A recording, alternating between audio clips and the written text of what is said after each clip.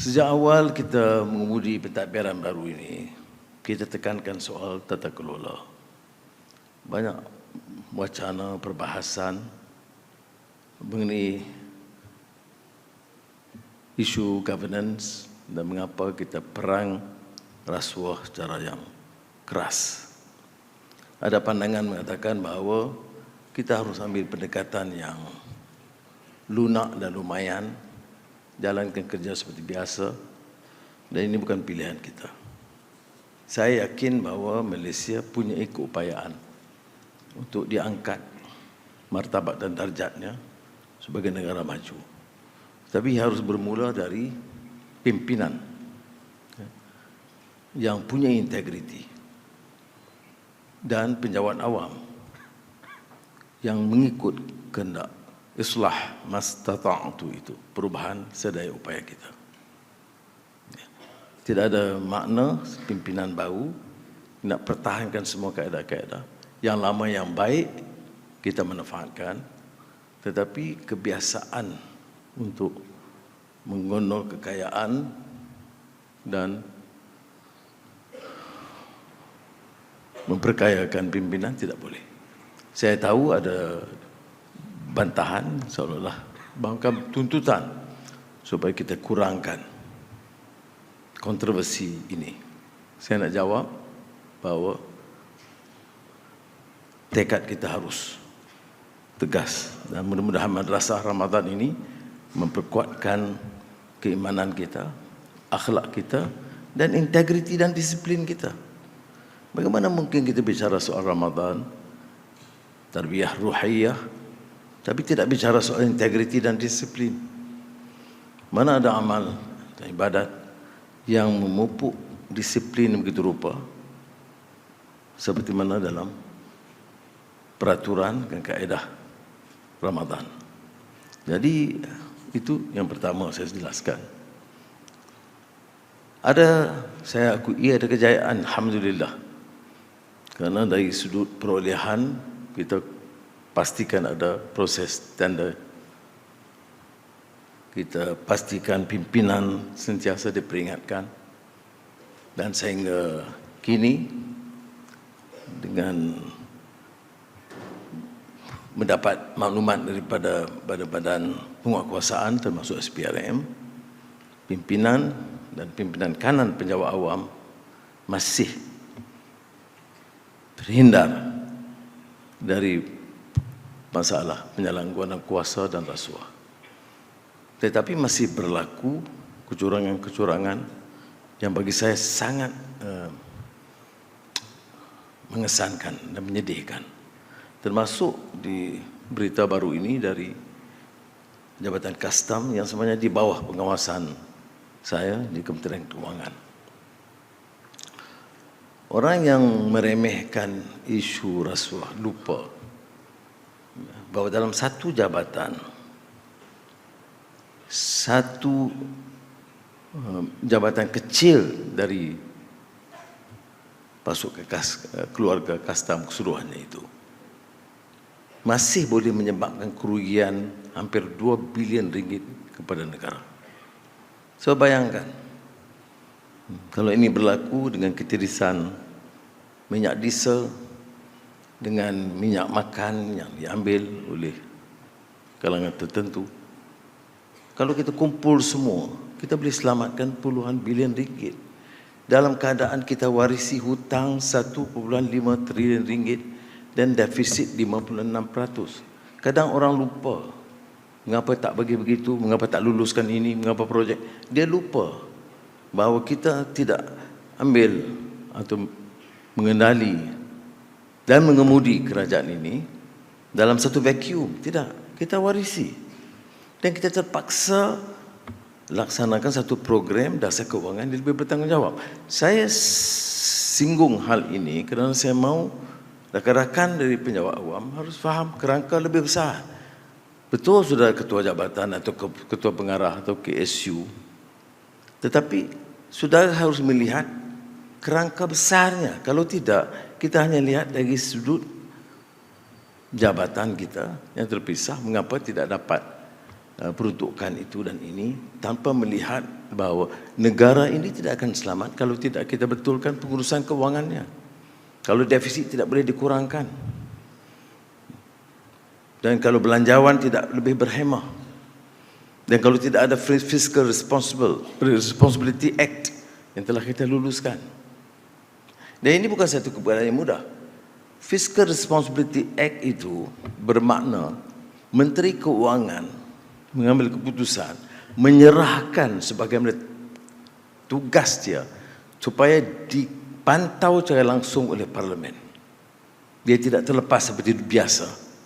Itu sebab saya lakukan kerana ini juga akan membantu menambah keyakinan kepada masyarakat pelabur dalam domestik dan juga luar negara. Dan alhamdulillah apa yang dikatakan langkah-langkah reformasi awal ini ada hasilnya. Bukan hanya dari sudut pelaburan bertambah, tetapi pengiktirafan yang kita perolehi dari negara-negara luar.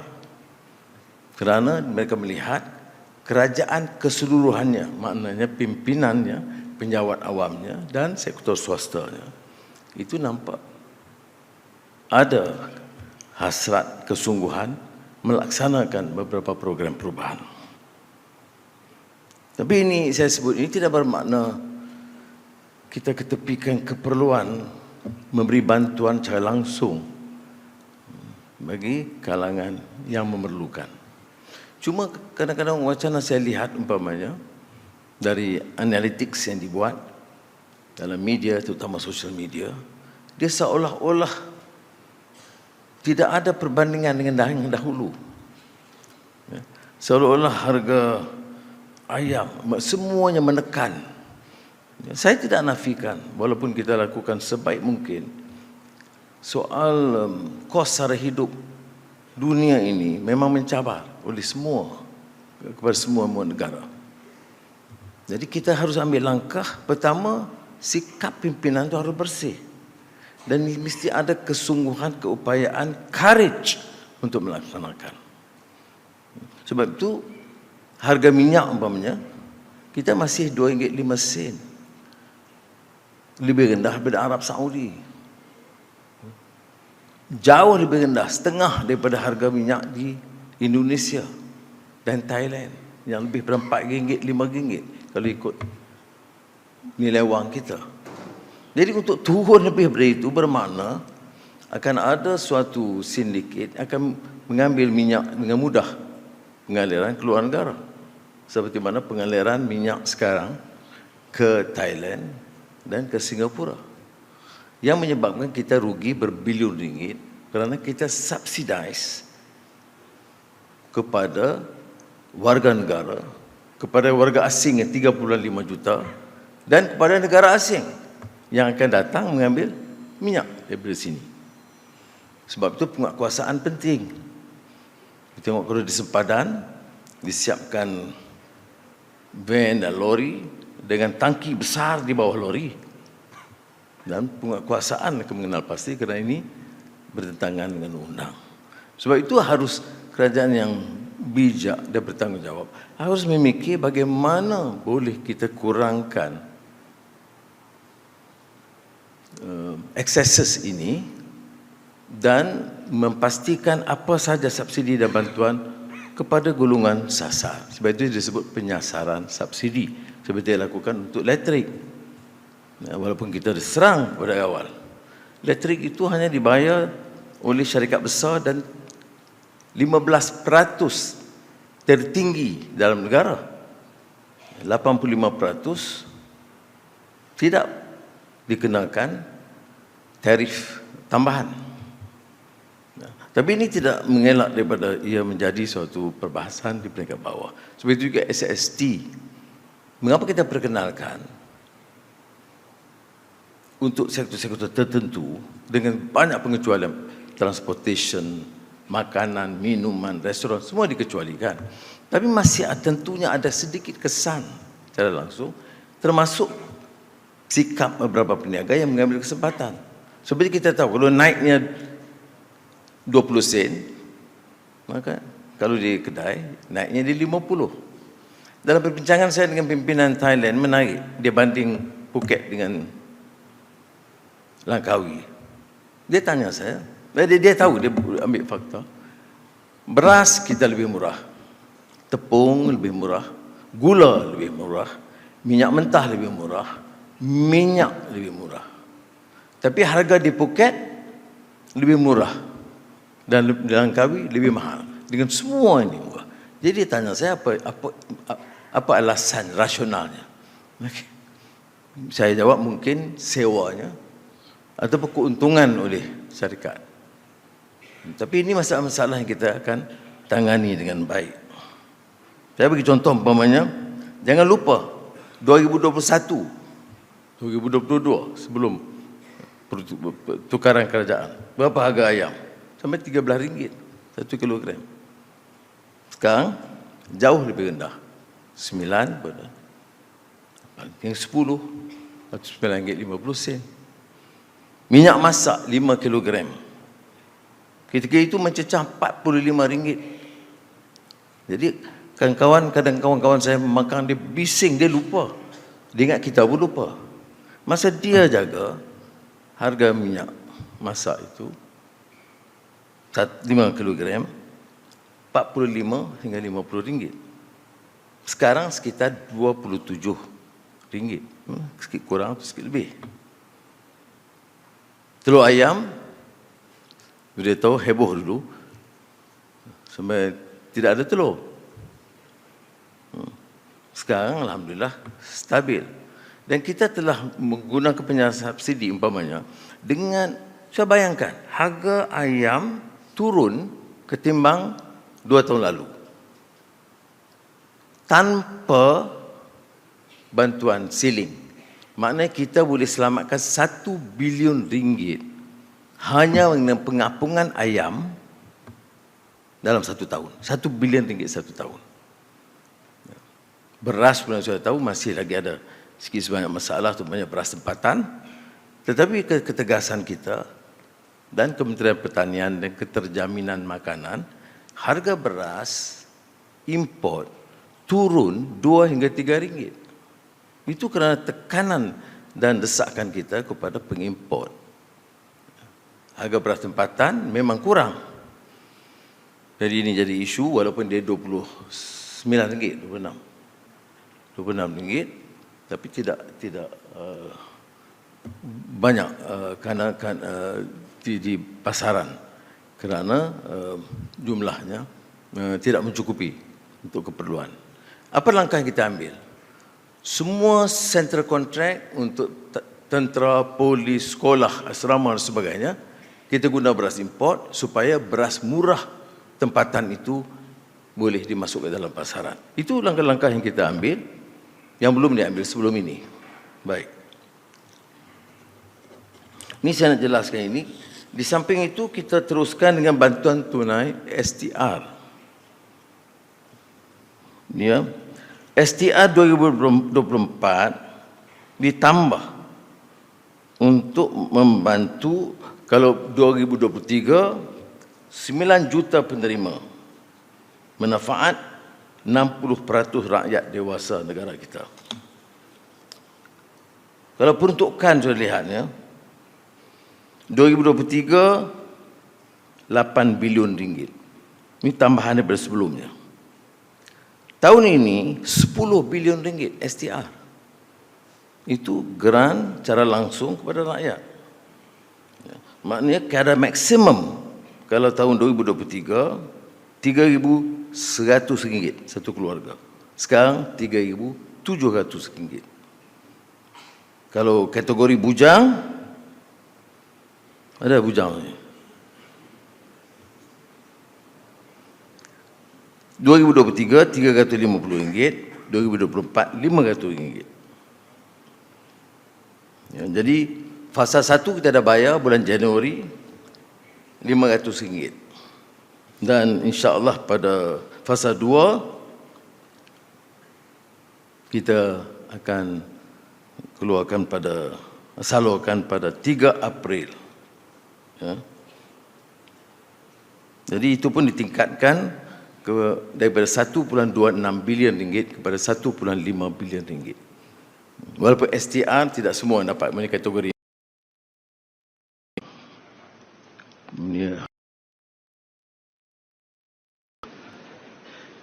Kemudian kita ada sumbangan asas rahmah, SARA. Kita mula salurkan untuk 2024 Januari. Itu pun kita meningkat, Saudara. Kita ada kekangan kewangan, tetapi saya tahu tentang masalah yang dihadapi oleh rakyat. Jadi, ya, soal kritikan biasa dalam politik saya faham. Tapi untuk mengatakan kita tidak faham, tidak prihatin, tidak betul. Jadi saya minta saudara tolong jelaskanlah. Walaupun penjawab awam tidak semestinya campur arus politik. Ini soal dasar kerajaan. Dan bagi fakta dia. Kalau tidak, seolah tak ada buat apa. Ada yang mengatakan, sejak kerajaan Madani ini, tidak ada apa pun yang dilakukan. Dan sebagai mawalaun, ya, benar. Sebab itu saya sengaja nak ulang beberapa kenyataan fakta ini. Umpamanya, SARA. Peningkatan itu tinggi sebab SARA ini kumpulan rentan yang pendapatan yang paling rendah. Peruntukan meningkat 5 kali ganda. 2023, 130 juta. 2024, 700 juta ringgit. Penerima dulu, 2023, hanya miskin tegar. 210,000 orang yang terima. Untuk 2024, kita tingkatkan dari miskin tegar, yang dapat dah STR ni, tetapi kita tambah lagi, miskin tegar dan miskin. 700,000 orang yang peroleh. Ya. Dan kadar SARA pun dapat, kalau meningkat dari RM600 ke RM1,200. Baik. Yalah ini semua, tapi yang pejabat awam dapat apa?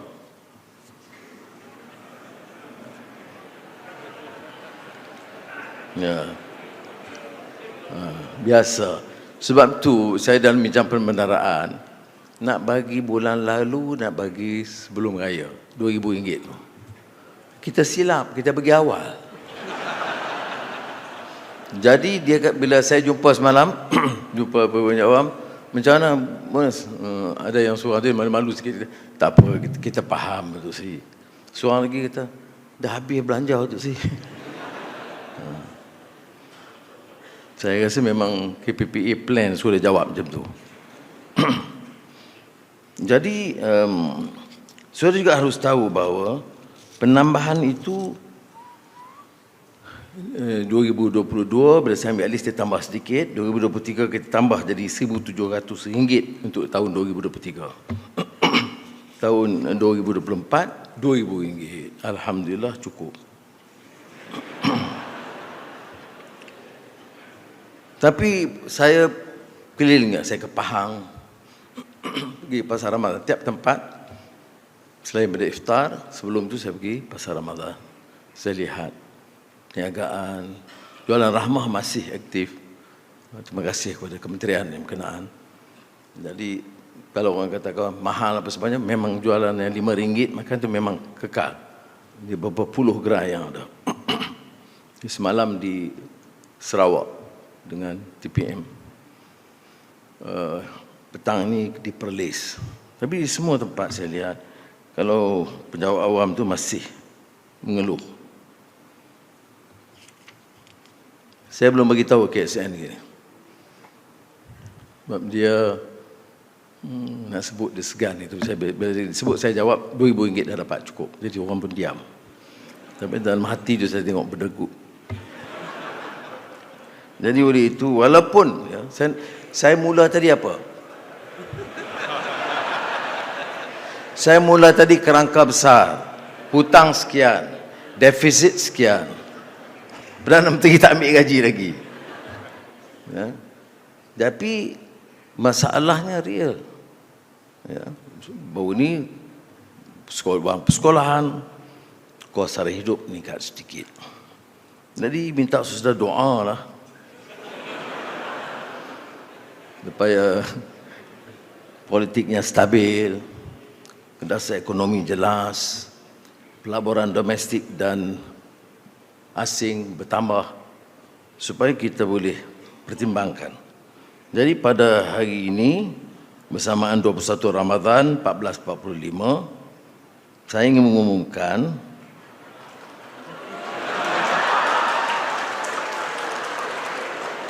bahawa bantuan khas kewangan ditangguh ke tahun depan.